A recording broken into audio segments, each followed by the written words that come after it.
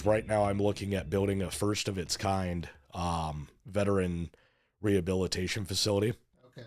It would be a 50-acre facility with headquarters, EMDR, doctors, everything on site with hyperbaric chamber, all that. And then in the back, we would actually have 50 tiny homes for males, 50 for females with gated and security, because most females sexual assault trauma. And so we would actually have a 9-month program to get them off of drugs, alcohol, get them working, rehabilitated to civilian life. And by the 9-month mark, they would move out into their own apartment and be able to excel. Wow. Okay. Tell me again where this was, because it would be in Cedar Rapids. Okay. So because that's where me and my wife and some of the board, most of the board live. So I'm looking at doing it in our own backyard pretty much. That is awesome. You know, I have a building background, and I saw the guys in Kansas City did the tiny homes for the veterans. And I've always wanted to work on a project like that. I did 3 playhouses for children and families of Iowa. Right. And we auctioned them. And they were basically tiny homes. I mean, we had like flat screen TVs and running water, and, you know, you could hook the garden hose up to them. And that'd be a fun playhouse. Yeah. And I've always thought that would be great to do for veterans here in Des Moines. Yeah, there's a group, they just haven't started, mainly because funding is not easy. I think it's JAPA, right? Yeah. Yep. And so we're looking at doing 800 square foot tiny homes. Oh, that's cool. And I left. That's a pretty big house, 800 square feet. I mean, that's a house. Yep. And the reason we're doing it is we want them to have something that feels like their own while they're with us. So I actually met with my mayor to go over the project of what we're looking at. It's a 5-year goal. It's going to be $85 million. Oh, wow. And when I was talking to her, her first thing was, well, why don't you guys look at doing like apartments? And I'm like, well, apartment complex would be great, but that's not their own. Right. To them, it's going to feel like housing, and, you know, they don't have their own space. They have hallways with everyone else. It's like this way, they have their own driveway. They have their little tiny home, and it's theirs. How many houses are you going to do? 100 in total. 100. Okay. And that over would 5 be, years. So the goal is the headquarters and 100 within the first 5 years, with the amount of land to expand. Okay. Because we would accept people from all over the state of Iowa as well as outside of the state. So if there's a veteran struggling in Texas, they could apply to come up to this facility for the 9 months. That's amazing. That is awesome. So that's our big endeavor. So you'll have rehabilitation and counseling, and we'll have everything on site. Occupational therapy, all those things. Yep. Everything will be one-stop shop. What kind of need is there for that? Unfortunately, a large need. The homeless population amongst veteran homelessness actually outranks regular civilian 2-to-1 across the United States. A lot of it is because they like to self-isolate. They struggle with being around others. They, you know, when they get home, the VA loves to prescribe medications for everything. Right. So they like to self-cope. So that leads into the drugs and alcohol. And next thing you know, they're, you know, divorced, homeless, and everything just kind of disappears and they give up. So the need is drastic. Here across Iowa last year alone, we buried 98 veterans and military personnel from suicide. And so by having something like this, that's going to lower the numbers. It also brings where, you know, a lot of the volunteers that will be working there will be veterans and military personnel themselves. Oh, so that's amazing, man. And you've got another project going on. I just had that hat, Simon Conway. Yeah, gave this to me. The what? Tell me about this. America 1776. You guys do this every year, right? So Simon does it every year with WHO. This year he reached out to me back during the summer and let me know that he picked Salute to the Fallen to be the beneficiary of it. And so they do all the work. We just push it and get the word out. And I think here soon we're going to be doing the ones that, because he tries to get them where we give them to the veterans home. And so I'm still waiting on him to have a little free time for us to meet and do that. And so he has that project. And then, you know, Salute itself, we have events every single month almost. So we stay busy with projects. We have everything from our military bar crawl, St. Patty's Day. which we call it Operation Fubar. Oh man. A lot of the guys wear short shorts, Kevlar vests, their combat boots. So it's comical. It's about having fun. Right. And then we have pickleball tournament. We have our bags tournament. We have golf. We have our big gala every December, which this year we just teamed up with the Vets Memorial in Cedar Rapids downtown, where they're going to be hosting it. And so we're doing that. And then we're actually working with the city about doing a veterans festival there in Cedar Rapids with different veteran businesses and bands, and just honoring America and what these guys have given for it.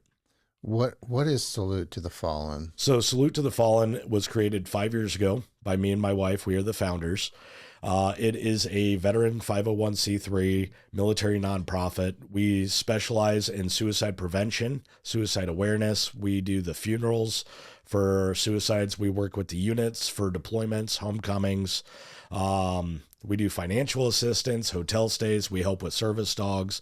So we're kind of a one-stop shop. We have a small food pantry, clothing, household goods. So pretty much anything a veteran in RAO would need, we have. On top of that, we have a crisis intervention team. So if a veteran's in crisis, one of 3 of the board members will respond, work them through that crisis, as well as if they need admitted, we'll admit them.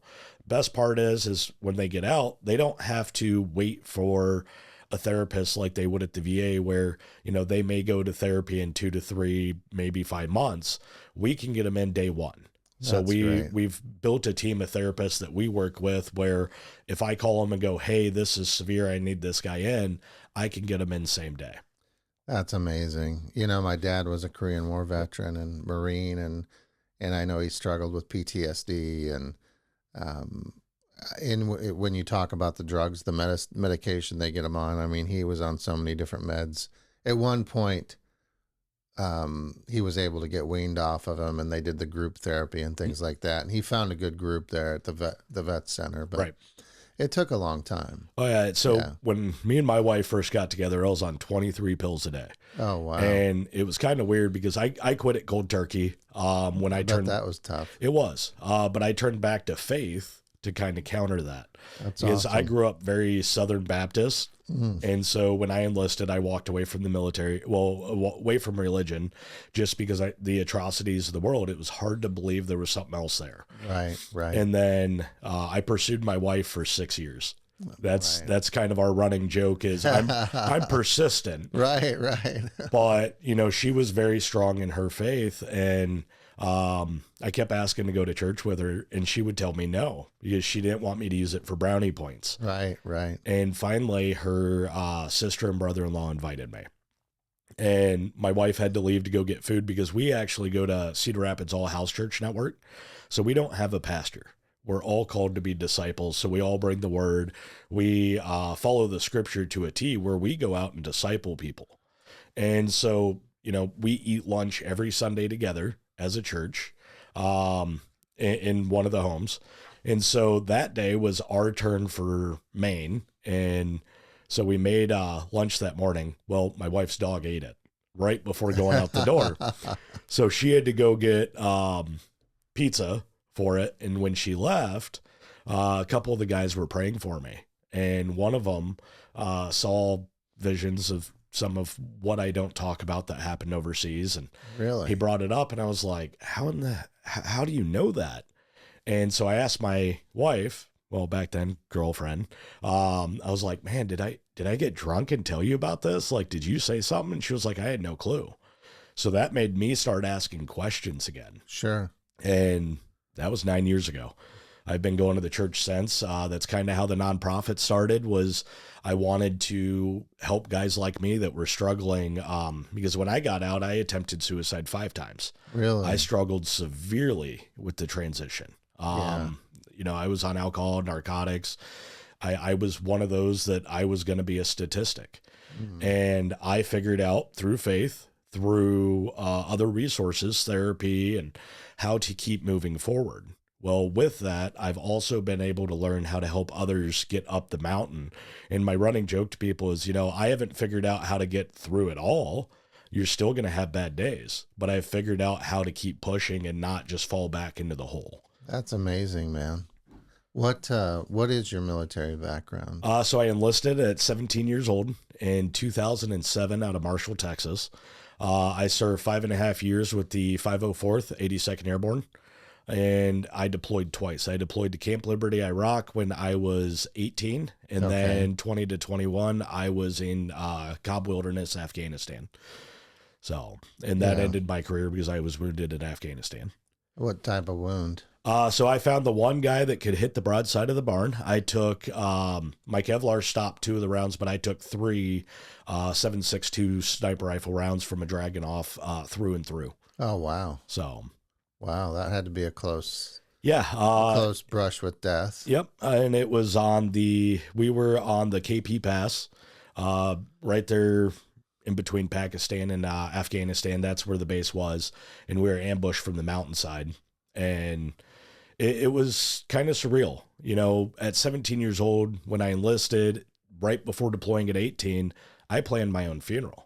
You go through all the steps just in case you don't come home. Really? And so one of the big things... Is that something that everybody does? Everyone really? Before a combat deployment. That's interesting. Yep. And so, you know, mentally, you're prepared to die. And so like I've learned, you know, mentally, a lot of people before they go to combat have committed suicide. They don't plan on coming home. They plan on the worst. Definitely back then when, you know, every week you were hearing of guys getting blown up from IEDs or killed by sniper fire. I mean, it was, if you remember back in 2008, it was all the time. Right. And so, you know, before you deployed, doing that, it's like, all right, well, am I coming home? You know, so you go over there. I was infantry, so it was kind of that mindset of, you know, my job's kicking indoors. I'm going to be right there. Right. And so, you know, by the time you get back after seeing what happens over there, you know, it mentally destroys you. And there's no coping. There's no way that, like, it's not taught of how to deal with it. You have to figure it out on your own. Active duty, you know, you at least have the briefing when you get back. There's a lot. You're back on base, but these guard guys that I work with here, you know, they come home, they go through their 1 week of briefing, they're thrown back into civilian life like nothing ever happened.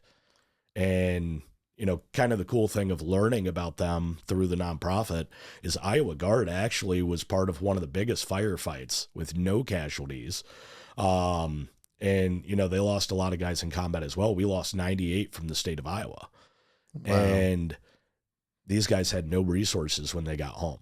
And they were expected to act like nothing happened, went back to their day jobs, back to their families. And I mean, these guys literally 2 months prior were in a hellhole in a firefight. That seems like, it just seems like a real, drop in responsibility. Yep. I mean, how can you expect a young person to go through that stuff and then integrate back into society like that?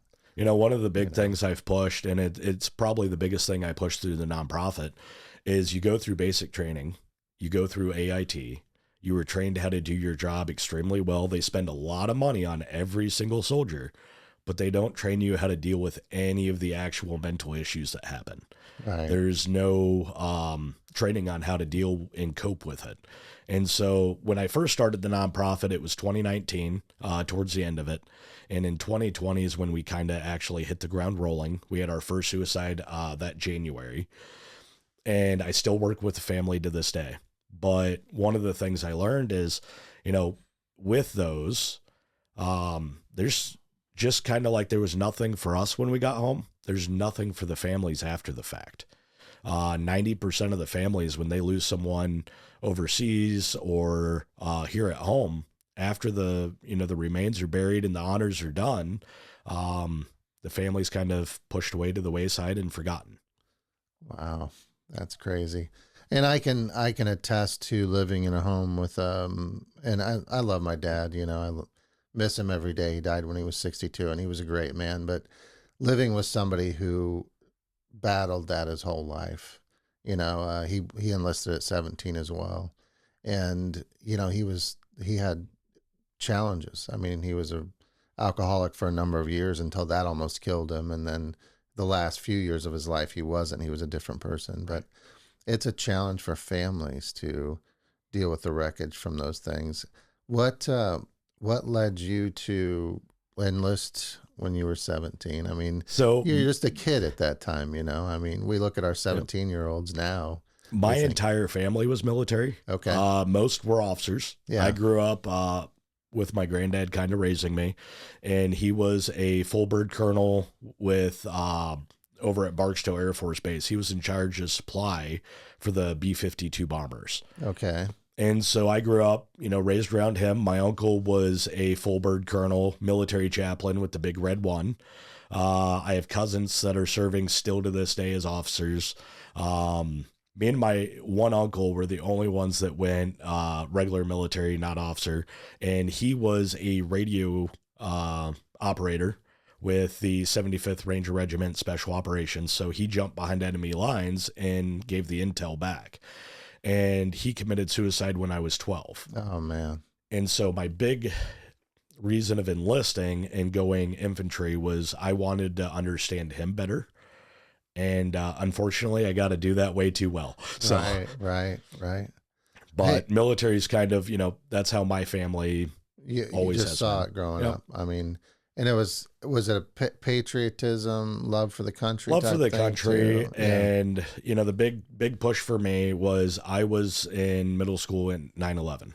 Oh, sure. And we grew up 45 minutes from Barstow Air Force Base in Marshall, Texas. And when 9/11 happened, I remember we were sitting in class, they turned it on the TVs, and within 5 minutes, my granddad was there to pick us up. And we left school and we went to Barksdale. And I remember they had fighter jets in the air. The base was locked down. I mean, it looked like someone was trying to attack. The MPs all had rifles. I mean, it was something unique. And that day and the outcome following it, watching the invasions of Iraq and Afghanistan, that kind of swayed me into wanting to do more for my country. Sure. Yeah, that makes sense. That was a tough, I bet if you ask anybody, they remember exactly where they were when they first heard about that. You know what? I was pretty rude when we started. I got this coffee. Do you want some coffee? Sure. I'll take it. There's a cup right there. Yeah. This is a French press, so fresh brewed. If you would have come in the afternoon, I would offer you some bourbon, but I mean, when's too early for that? Just saying. 9:30. Well, it's past then. Right, that's true. No, I have to laugh. I think the earliest we have ever drank at an event, 9. That was our Silkies hike last year. It's a 9.5 mile ruck march. Really? By ruck march, I mean bar crawl. Okay. We start on 33rd Ave in Cedar Rapids at Scores, and we go all the way to downtown and back.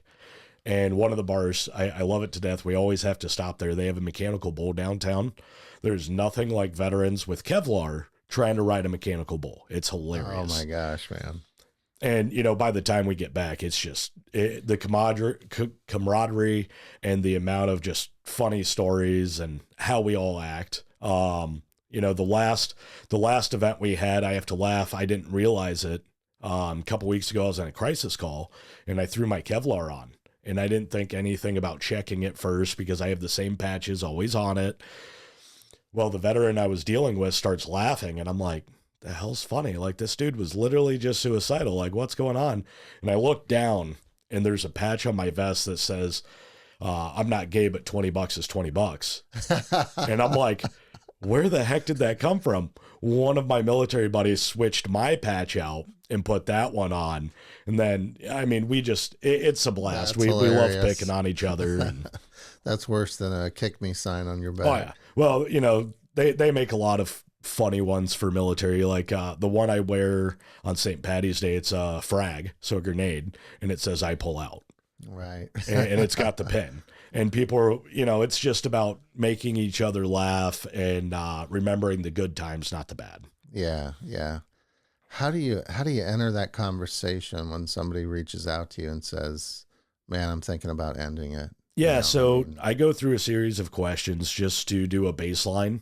Because you have, and I hate to put it this way, but you have some guys that will call you 100 times and tell you they're going to do it, but they have no plan and it's just a scream for help. And so those are the ones where you got to handle a different way. You just got to be there for them and listen to them. Right.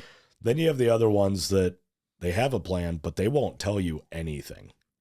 And off that baseline, you're able to tell, all right, well, this guy's severely got stuff going on. There's alcohol and drugs involved. And at that point, normally it's a family member that calls you. And so at that point, if they're within the 3-county radius of Lynn County, I respond personally and I just show up and talk them through it. And one of the hardest things is most veterans will flat out tell you when you get there, well, you don't get it. You don't understand. Really? And so they try to shut down the conversation immediately.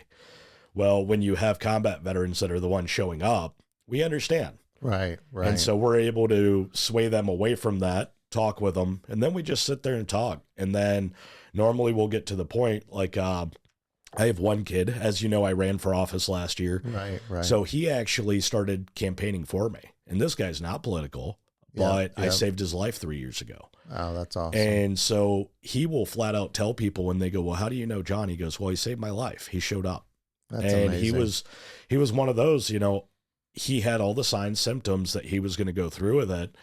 And I just showed up, talked him through it. And I finally told him flat out, I said, hey, look, you need more help than what I can give you tonight. Let's check you in somewhere.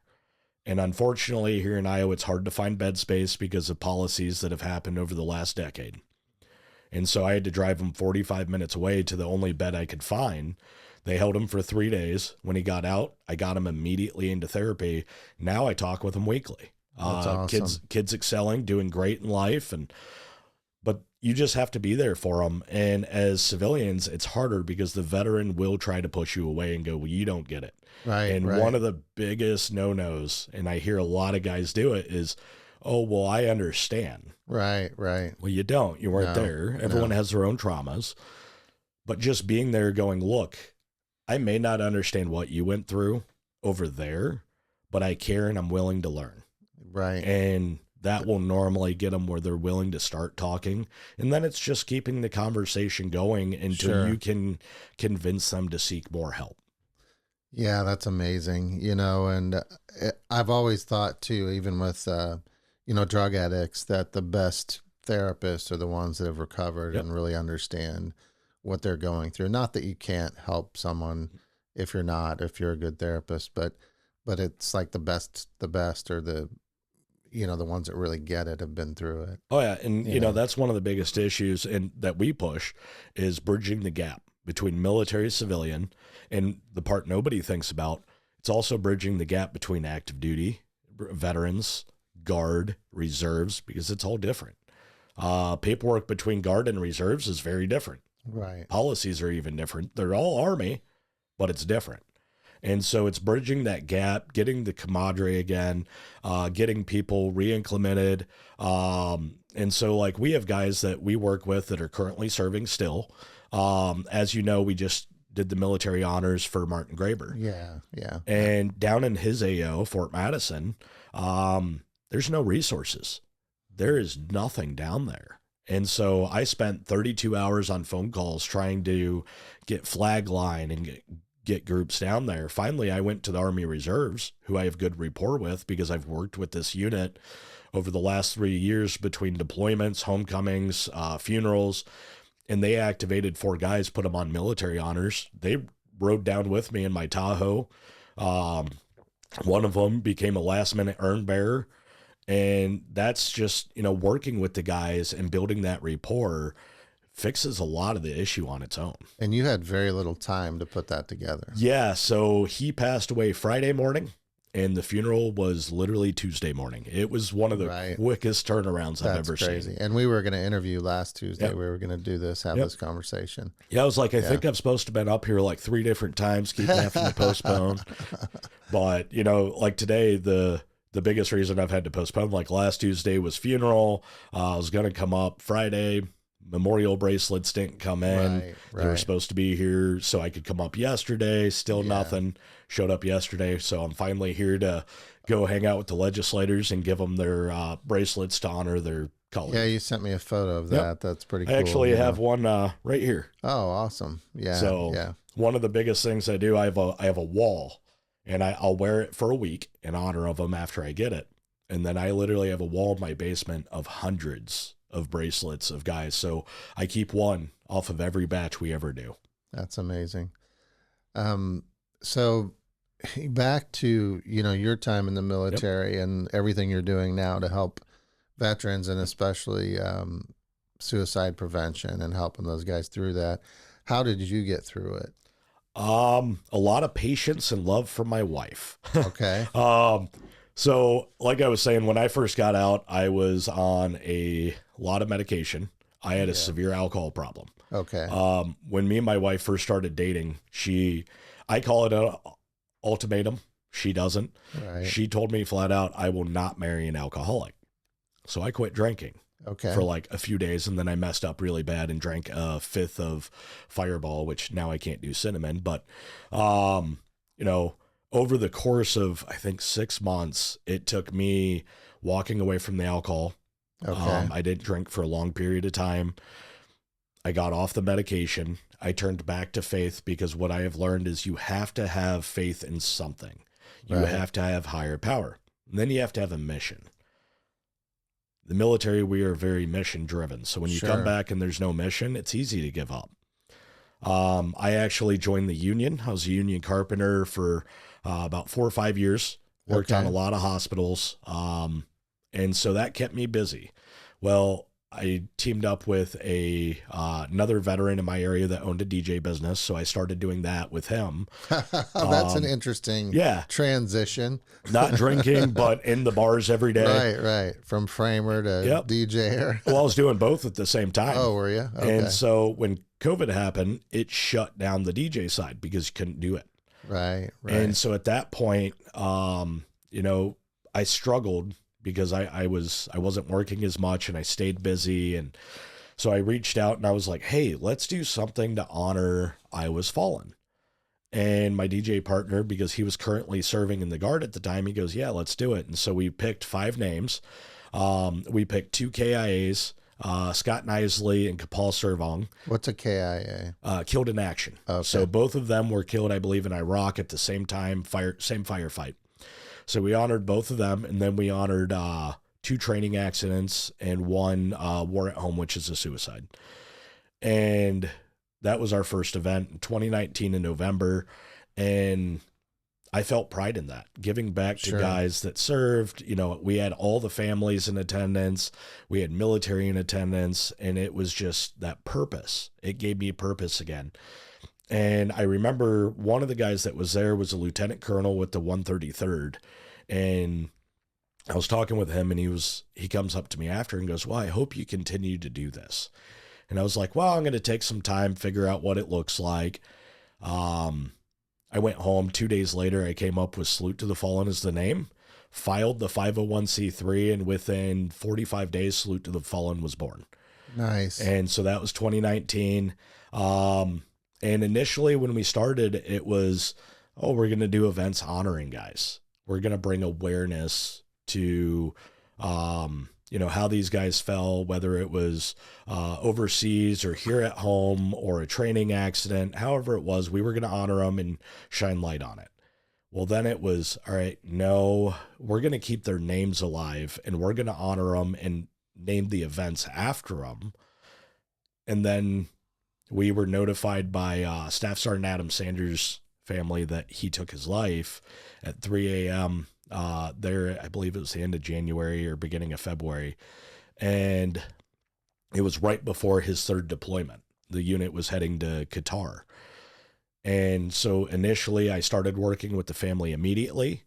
And then we postponed the funeral because of COVID and the unit was deployed. Finally, we ended up having a large funeral.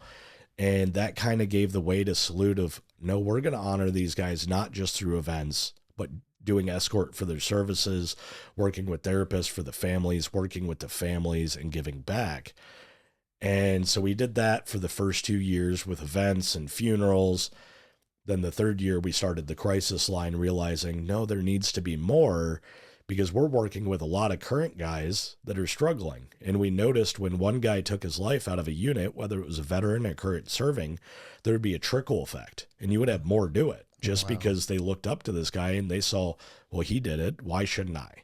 Right. And so we saw that. And so then we started the crisis line. Then we started paying for guys to go get EMDR therapy, as it's one of the best for trauma.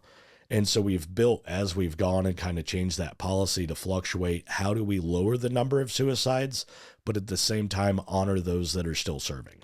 So EMDR therapy, can you explain that? So I don't know the actual term. It's like eye movement deprivation. So it creates a REM cycle when you're awake, so you can safely work on things. They use either dots where you on a computer screen where you follow it. So if you're doing telehealth, I do it in person because I hate telehealth. I hate computers. And so with that, I have buzzers. It buzzes on both sides. It does the same as a REM cycle, but you can safely work through things. The issue I have is, I'm trying to work on past traumas, current traumas because of funerals and all that. And so I always have the running joke. Right now, Salute has 82 guys in therapy across the state of Iowa that we pay to send to therapy. And then I go myself every single Monday. And my joke with my therapist is, out of all of them, I'm going to be the only one that's a lifer, is I continue to do things that make it where I have to go. Right. So, right. Interesting. But it's one of the... And when you say that, do you mean just hearing the stories and experiencing the trauma for each person? Or? So it's that, and then some of the guys I've buried, I've worked with. Right. We had a guy, I think it was in November of last year. I've worked with him for 3 years, and out of the blue, got drunk and made that split decision choice that you can't come back from. Right. Or it's working with the families of one that takes their life. I had a guy, Jonathan Weaver. He was out for a while, but his kids were the same age group as my kids. And so that had the effect of, like, it makes me think, definitely when I still struggle with trauma and I have the same littles, and I'm like, man, that's hard. How do you get to that point? And it's never about, you don't love your family enough. Right. A lot of people in society try to say that these guys are weak. And I'm like, look, have you ever been in this boat? Everyone struggles with mental issues, but I hate to say it, I almost was a statistic. It takes a lot to pull that trigger. Right. You have to be in a lot of pain. Yeah, definitely. And so, like, I tell people, I'm like, look, it's not, I'm not going to downgrade it, make it seem like it's okay, because it's not okay to do it, because you're leaving your loved ones and there's always other options. But these guys are in severe pain and they don't see any other option. Obviously. And normally that alcohol and drug, when they add that to it, they're mentally not there anymore. They're, back overseas or in whatever trauma is causing this. Yeah, that's tough, man. Man, what you're doing is just amazing. I mean, it's so important. Yeah, it's been a long road, and that's kind of what led me into, I guess, the politics. Yeah, I was going to ask you. That was my next avenue. There is. Yep. What the hell were you thinking? Oh man, how'd you get into running for office? So it's kind of funny how it started. So it all started actually a year before I ever announced. It was Top None event. Oh, here. Sure, yeah. So Congressman Nunn reached out, his team, and asked if I would be a guest speaker for Top None. And I knew of him from a few military funerals because I saw him at them. And I knew him as a lieutenant colonel in the Air Force Reserves. Did not know he was a congressman. Sure. My bad. I'm out of Henson's district. Right. So I drove up and I go to set up and I'm like, man, what are all these signs? And finally it clicked that he was a congressman. And I'm like, oh, what the heck? I was trying to avoid politics. Right. And so I spoke, and, Governor DeSantis was there. That was right before he announced. And so when he announced, I actually started traveling, doing speaking engagements for Governor DeSantis on his campaign, because he was a veteran. So I did a lot of veteran speaking stuff. And so I was actually one of the first, presidents of a nonprofit for military that endorsed DeSantis in the state of Iowa. And so I followed him quite a bit, Davenport, Dubuque, Cedar Rapids, Des Moines.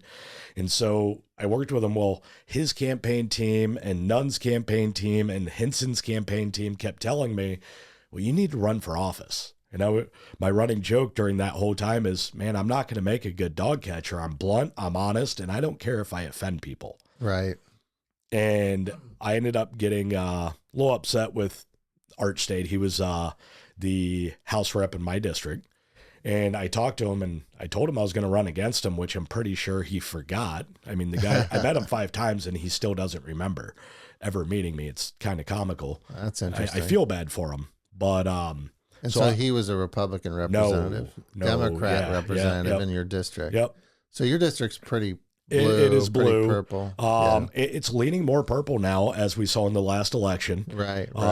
I lost by 811 votes. It was Which the is closest. A slim margin for that district. Yep. It is the closest a Republican's gotten in 14 years. Wow. And so, like I was saying, they all kept trying to convince me to run. I told them I wouldn't make a good dog catcher. Art kind of offended me with some stuff. And so I told him I was going to run against him. And I announced against him. And then he dropped out to run for Senate. Interesting. And so he won the Senate seat down there. Well, as everyone knows in the state of Iowa, because I had a very controversial race. Sure. In December. So I was going into my first ever black tie gala for the nonprofit. And we had Congressman Nunn as a speaker and Hinson there and a lot of high ups. And the day of the gala, my opponent announced that he was running. And so I ran against, which I'm going to follow the news here because it's proper terminology. I ran against transgender city council member Amy Wickendall. Okay. So it was a very heated race. Yeah. I did not play the gender politics just because, like I've told people, with a military nonprofit, I work with people of all backgrounds. Yeah. We're we're bipartisan. My VP's a Democrat, good friend. He actually endorsed me. Wow. He's a sitting lieutenant colonel. Yeah. He just hasn't been paying attention. He's an officer. I'm sure you have those conversations with him. So I always pick on the officers in the military right. because a lot of them lean blue and I'm like, what is, well, you're an officer. You don't do much. I get it. And so there's always those jokes. But it was a very controversial race, and I tried to make it about policy, not about identity. Yeah. And, I've been watching as this year's politics have gone, and there's been things that I'm not very happy with my representative. Like, for instance, when they did the address to the state, Major General Osborne did his address. He is the top leading official for the Iowa National Guard. My opponent decided to, I guess, sit on his phone during the whole speech. Because even, they get a briefing of who's speaking, and still to this day on my opponent's Facebook has Major Osborne's name wrong. So he has him as Major Olson.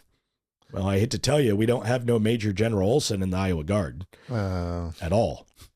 Well, I told you that I testified at a subcommittee hearing meeting, and your opponent testified as well. And it was really when we passed the bill to protect kids against these trans surgeries and mutilations and cross-sex hormones, your opponent testified against that bill. And it was the most radical... Iowa Standard sent me the video. Oh, okay. Radical. What do I want to say? Dramatic. Yeah.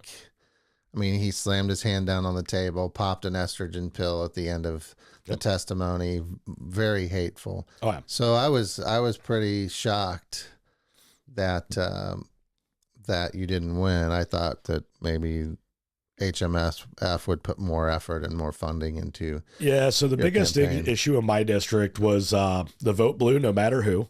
Right. And that's a challenge. And, Trump being at the top of the ticket. I outperformed Trump in every single one of my precincts. Yeah. Wow. And my opponent underperformed compared to Kamala in every precinct, which shows I flipped Dems. Yeah, you definitely did. And so, having Trump there, that was hard. Yeah. Because you can't really get around that with the light Republicans that were, well, I don't like Trump, so I'm voting Dem. Yeah. All right. Well, that's your choice. And like I told people, I had a lot of people when I lost that wanted me to go about things differently. And I said, look, people in my district voted. This is who they voted for. Yeah. I said, don't worry, though. There will be a rematch. It's just going to be more interesting. Yep. You've learned a lot. Yep. You know, in my district, Waukees 1 through 10, no Republican won. Trump didn't win. Zach Nunn didn't win. Mark Hansen didn't win. In the Dallas part of that, David Young didn't win those districts. But one thing I did find knocking doors is that, like you said, there were a lot of Democrats and independents. If I could have knocked every single door, I could have won. Right. Because every other door I knocked, most of the doors I knocked, I found that people were kind of in this 80% middle of the road, moderate type of mentality. And we were in a lot of agreement on things. Well, the hard thing with that, though, is, and I learned this the hard way because we kept data, and I knocked every door in my district 3 times. Wow. Holy cow. How many doors are in your district? So I think, I don't know what the exact amount is. So we didn't knock like hard Dems because that's pointless for us. Right. But we knocked a total of 25,000 some odd doors. That's amazing. Me and my team, we had full-time door knockers. Right. You know, that's how you win an election is on the ground, the grassroots campaign. Yeah. But the issue we came into at the end is there was people that said, yeah, I'm going to vote for you that didn't. Yeah. Which, you know, part of that's because the last minute mailers that went out looked like an attack that wasn't. I mean, it was factual based. Right. I didn't do them, but yeah, you know, you approve them if they go out. Right. And so that hurt me. But then the big thing is people just don't look into the candidates anymore. They don't. They look at, are you Democrat or are you Republican? And that's it. Not policy, nothing else. And then, you know, it's just kind of comical, the types of attacks they would try to do. So League of Women Voters reached out to me about doing a panel. And I told him, I said, look, chances of me being able to make this as the president of Salute and handling funerals is slim, because when they were doing it was my busy season. I was swamped.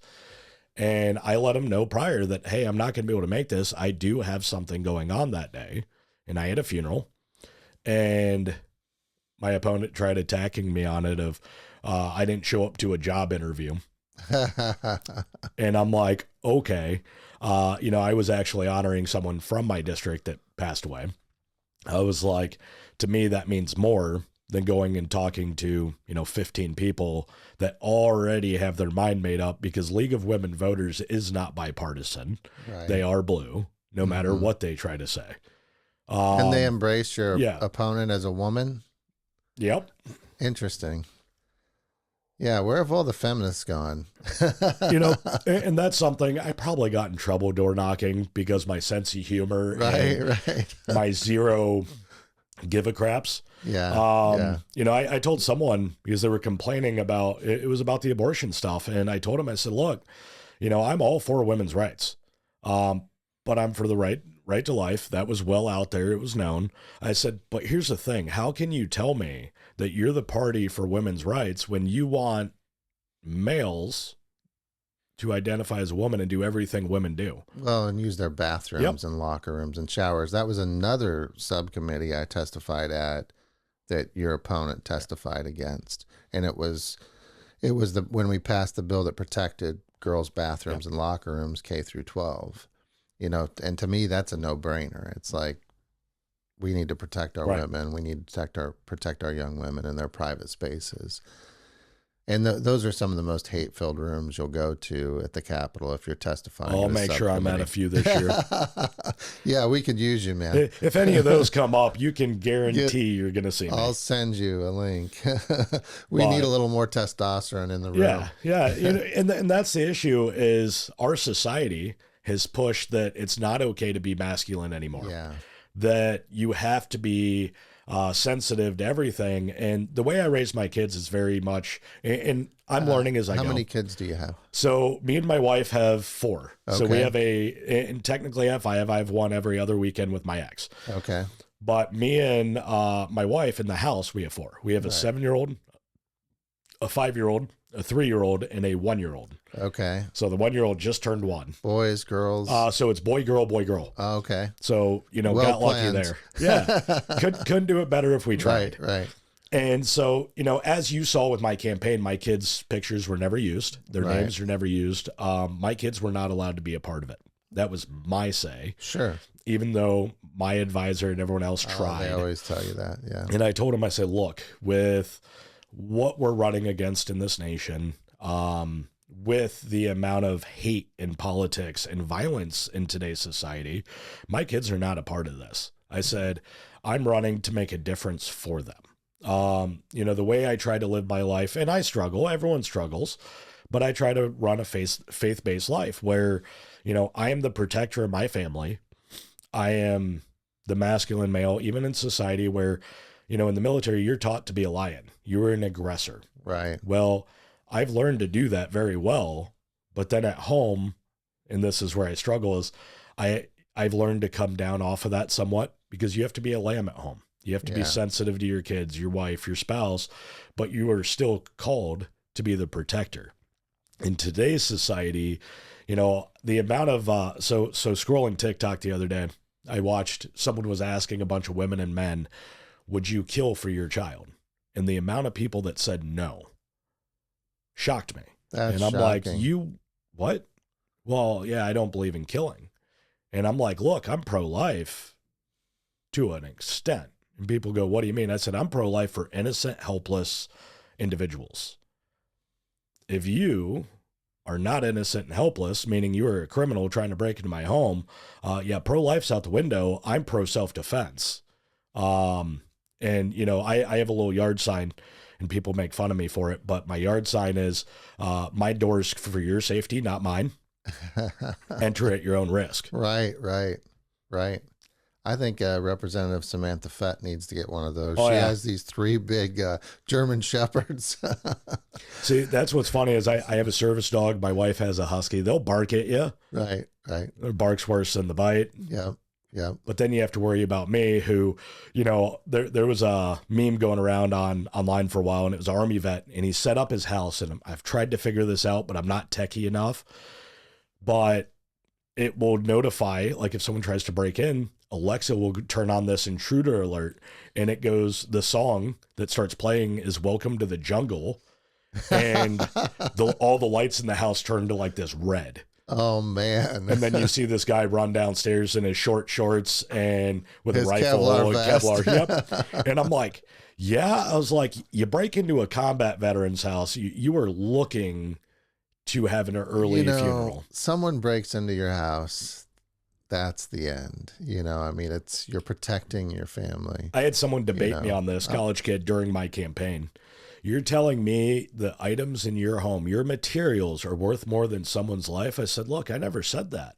But they are deciding by coming through that door that my stuff is worth more than their life. Well, and you don't know their intentions. Yep. I mean, it could be to steal your TV, which you'd probably gladly just give to them, right? But you don't know that. Yep. I mean, if they're breaking into your house, they might have different intentions. Yep. You just don't know. Yeah, so and you can't take the chance. No. And, I believe in protecting what is yours. I mean, I come from the great state of Texas where if you walk on private property, that's enough to be shot. Yeah. I love a lot of the policy Iowa's pushed. I bet people don't walk on private property very often in Texas. Not down there, not gated. Yeah. Tell you that. Yeah. Well, when you have those kind of expectations, it changes people's behaviors and attitudes. And down there in rural communities, you got to realize nearest town to town's like 30-minute drive. Right. And so everyone carries is you got to protect yourself. You don't know how long it's going to take for law enforcement to be able to arrive. And that's how a lot of rural is in Iowa as well now. Under the new policies and stuff that we've passed, you have stand your ground. It's not to the extent of what Texas is. But if you threaten my life, everyone goes, well, you should retreat. I don't have to. If you threaten me, I stand my ground. There's a reason that the American flag on a shoulder sleeve is inverted. We don't retreat. We move forward. Well, and would you rather get shot in the back or in the front? Yep. Right? I mean, Rather be facing the challenge than getting shot in the back. What's next for you? I mean, I know you're at the Capitol a lot this year. I mean, I know you have some events coming up too. So, this year we are growing Salute. We already added 2 new board members. So I have a director of IT now. And so we are looking at building a suicide prevention app that actually assists with getting you in touch with someone immediately. So most apps out there right now, after you fill out your survey, will tell you, hey, you're in crisis. You should probably call someone. Well, that's the extent. I hate to tell you, I filled it out when I've struggled. I didn't call anyone. I just shut the app off, and I'm like, cool story. Yeah, I knew I was struggling. I just did this to see. Ours, on the other hand, when you answer those questions, it will get sent to one of our board members, and it's going to tell us what that struggle is. Is it finances? Is it relationship? Is it PTSD? And so then we will be able to contact you, because you have to fill that out before the survey. Right. We'll be notified. We'll contact you, and then we'll do the next steps. Do you need help with finances? Okay. What bills need paid? We'll help pay your bill.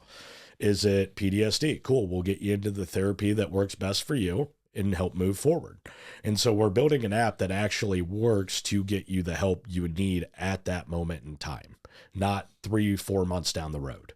How quickly do you hope the turnaround will be on the, that, like if it's are there different levels? Like if it's an emergency, yeah, so I'm really suicidal. I need so help if it right pops now. up where, hey, yes, I'm suicidal. Yes, I have a plan. That's going to shoot a red flag immediately. And that will go directly to my cell phone. And at that point, I will reach out within. So by the time they close that app, they're going to have a phone call probably by the time they're done.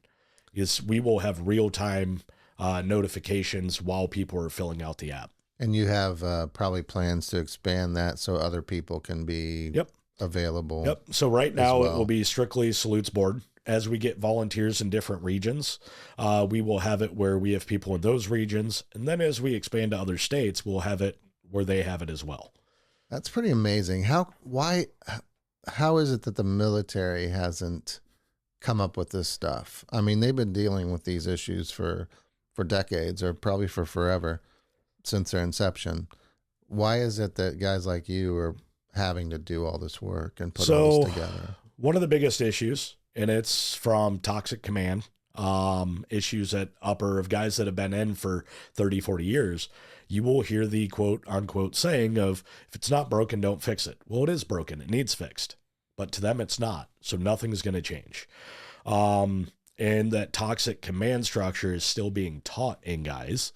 I have a new company commander in a unit that I deal with where me and this guy don't get along. He was a lieutenant when he went in. Now he's going up to captain. Guy's horrible leader, should never be in command, but got put there so he could get his rank moved up quicker. And so you run into those issues in the military a lot. The military, in a lot of ways, has never changed, never will. And then you have the ways that it has changed that's not good for force. After COVID, a lot of the training has moved to in-person via computers, stuff like that. They're not out in the field. They're there at the armory doing, quote unquote, really nothing. So retention's hard. There's just no resources. And then I hate to put it this way I hate to say that our military went woke. Most of them did not. There is quite a few where their issues did line up, but under the last administration, what was the big thing you heard pushed is we need electric vehicles in combat. Well, I hate to tell you, you're not going to have time to charge your Humvee in a firefight. It doesn't work. It's dumb. Yeah. We put too much brain power in things that just aren't realistic and don't work.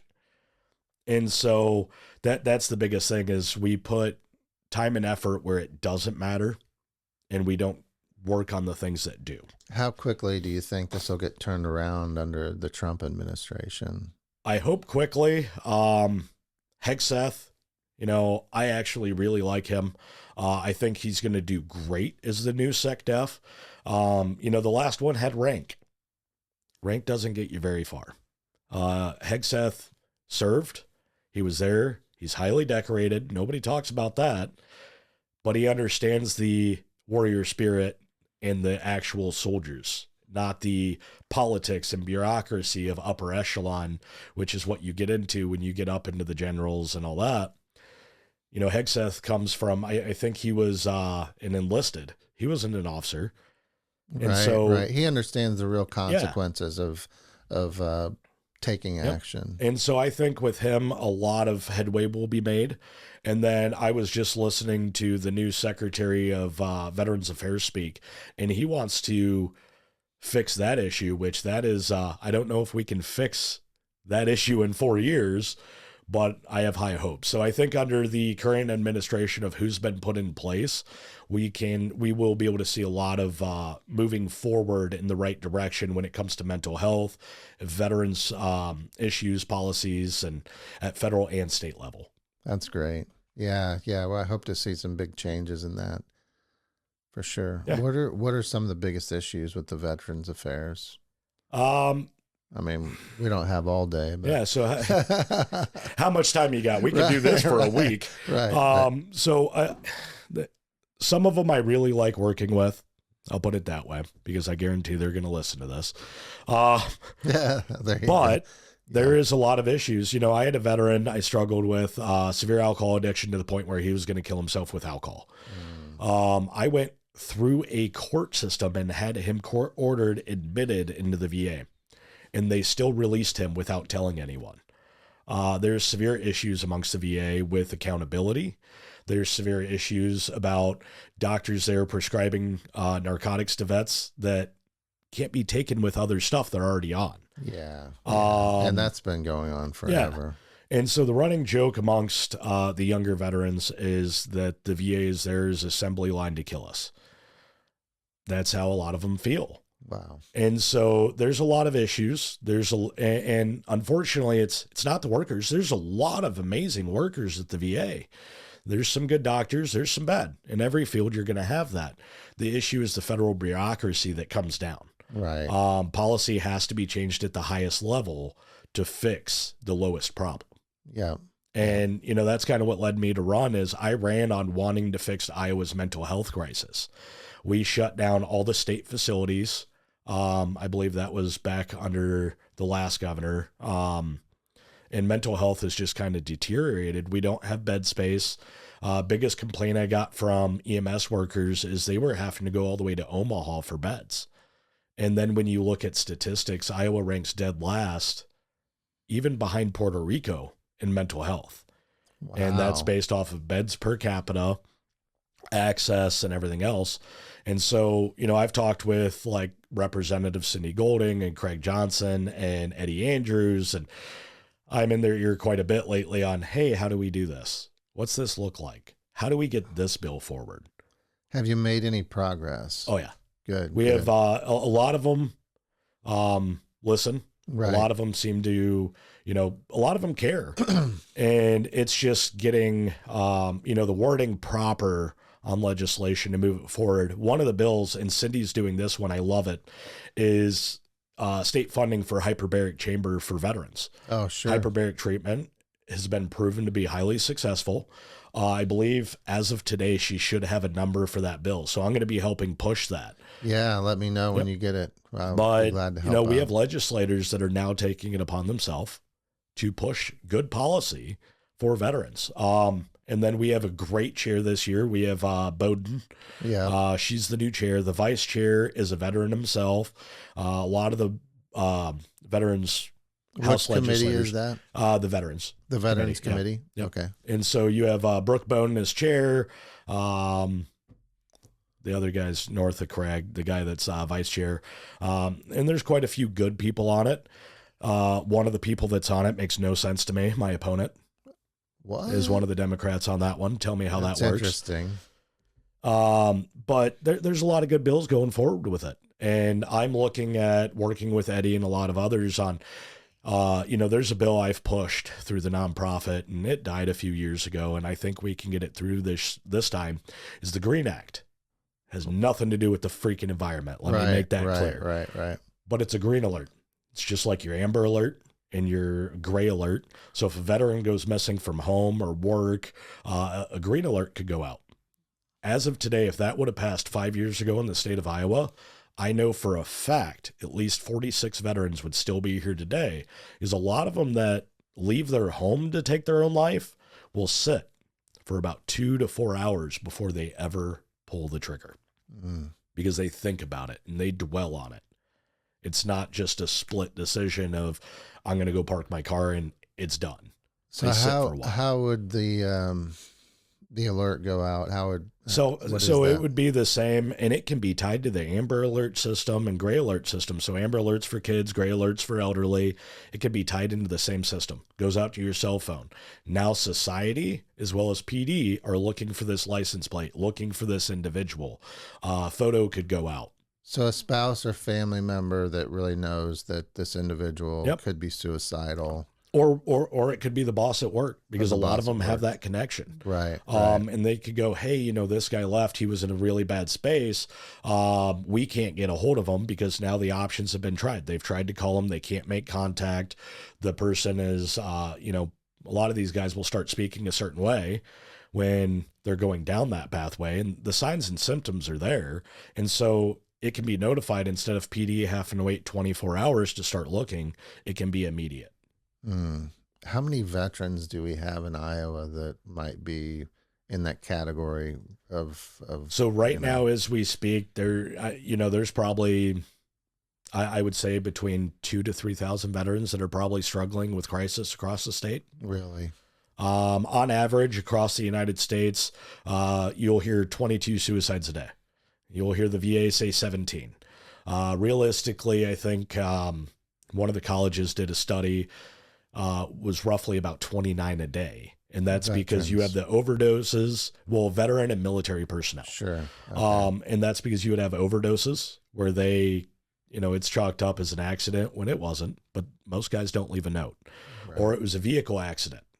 I had 4 last year where it was vehicle accident, but it was suicide. It was on purpose. I know this because I knew the guys. And those get marked wrong. And so the actual suicide number is a lot higher. And we can actually track suicides amongst military personnel all the way back to the Civil War. I was at a museum down in Florida, and they had letters written from soldiers back home. And the soldier got a Dear John letter, and he chose, and it's all written out. He wrote a letter back, and within 2 hours of sending the letter, I think, he was killed in combat. Is he decided to charge a machine gun nest in World War I without his rifle by himself. Mm-hmm. That was death by enemy. Right. Nowadays we do death by cop. It happens all the time. And so, across the nation as we speak, as we've held this podcast for an hour, at least 4 or 5 veterans have probably taken their life. And on top of that, you probably have another 30 or 40 that have attempted it. And so the issue is there. I call it the true pandemic. More veterans and military personnel have died by their own hands since 2001 than we've lost in training accidents and combat by 10 times. That's crazy. Well, it's amazing what you're doing to help with that incredibly terrible issue. It's I just want to honor you for that. I mean, it's just amazing that you're stepping up and doing that and making such a huge difference. How are you funded? So we are funded by individuals, business partnerships. And then this year we are hoping to get state and federal grants as well as local. So we're starting our grant process for the first time. So in 5 years, we've moved up in our financial that we've gained. I'm not a typical nonprofit. And I say it on this way. If I don't have the money in the account for a funeral, I'll use my personal credit card. Right. I just did that with Martin's funeral. Is salute. We've had a rough get-go of 2025 because we had so many suicides and funerals from our gala until then, because the gala was, I believe, December 14th or something like that this past year. And we raised a decent amount. Well, between therapy and funerals, that goes quick. And so by now, normally we have quite a bit still in the account. Well, this year's been different. We've had a lot more uptick in crisis and all that, so we're a lot lower. And so now we're starting to roll out the events for the year. We make money on the events. And then business partnerships by sponsorships. We've teamed up with like Van Meter down in Cedar Rapids. We're going to be working, I believe, with BAE this year, and as well as a lot of other businesses from small ones. Sure. There's a couple businesses, I have to give them attention on this, but Cancun Mexican restaurant. The owner came here legally. Right. Is a citizen now. He's one of our biggest supporters over the last 5 years. His brother-in-law joined the Army. National Guard, served 20 years in the Iowa National Guard. He now owns part of Villa's Patio and Scores. So we work with a lot of businesses, and the businesses we work with are those that actually care about our country. Sure. They care about our soldiers. And we don't just work with them on the aspect of, hey, we need your money for sponsorships. It's, hey, be involved. Come to the events, hang out with people. Hey, we have a unit deploying. You want to come out and help us honor them? And so we keep them interacting with the soldiers, not just with finances. That's amazing. How can someone donate to your organization? How can they find you and donate? Facebook, it's Salute to the Fallen Foundation. Okay. You're going to see the badge that's on my car. So it looks like the military police badge. And I did that because we opened up all of our services 2 years ago to first responders as well. So we work with, police, fire, EMS that are struggling as well. So we have that Army military police badge. Okay. And we recreated it. So it has Iowa on the top, Salute to the Fallen with our crest in the center. Okay. And so that is on our Facebook page as well as our website. Our website is salutetothefallen.org. Okay, salutetothefallen.org. That's Correct. Pretty easy. And people can donate at your website. They can donate through there. We have our event link up, so you can click on it, see what events we have across the state, what's coming up, as well as you can send us a message. One of the programs we have is Operation Remember. If you're a Gold Star family that lost your loved one in a training accident, from the war at home, or killed in action, you can apply and we'll come out and install a 25-foot Freedom Edition Black American flagpole in honor of your loved one. We've done, I think, 14 so far. All of them are at Gold Star families' houses, I think 2 veterans. And so we'll come out and actually install it free of cost with landscaping around it for you. That's amazing. And if a business wants to sponsor you guys and get involved, how do they just go to the website? So go to the website. Occasionally we'll have it up so you can purchase things through the website, like tickets to an event or a t-shirt or memorial bracelet, as long as we're offering them. And then, or if we don't have it up, you can send us an email and we can send you over, hey, here's the sponsorships for this upcoming event. Is we do like our Memorial 5K over in Springville. We honor 400 of Iowa's fallen Memorial Weekend. Sponsorships range from, for $2,000, your logo's on the t-shirt that goes out to everyone that, comes. Or you can be the main stage sponsor for the speakers and band, or mile markers sponsors, or you can sponsor one of the Gold Star families to attend at the galas or whatever golf outing like that. Well, that's awesome. Well, I hope that people that are listening will do that. Go to your website, donate, sponsor your events, because what you're doing is an incredible service for veterans, for humanity in general. And I can't tell you how much I appreciate it, having a dad that was a veteran and experiencing some of the things that families have through that. So thanks so much, man. Thanks for joining us. I appreciate you letting me drive up and be on this before we go pick on legislators. Yeah, let's go pick on some legislators. So, all right. No, thanks, man. I appreciate it. You have a blessed day, and God bless you, man. Thank you. Yeah, take care.